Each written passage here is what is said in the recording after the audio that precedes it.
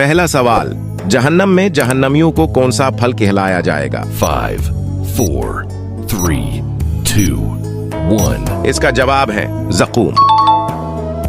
हजरत आदम अलैहिस्सलाम का कद मुबारक कितना लंबा था? 5, 4, 3, 2, 1. इसका जवाब है 60 गज।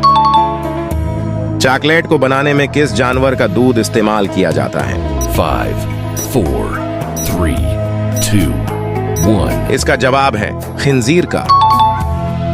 हजरत मोहम्मद सल्लल्लाहु अलैहि वसल्लम की नापसंदीदा खुराक क्या थी?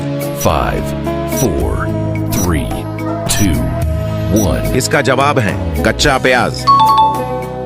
वो कौन सी नमाज है जिसकी आखिरी सफ में नमाज अदा करना अफजल है? 5, 4, 3, 2, 1. इसका जवाब है नमाज जनाजा।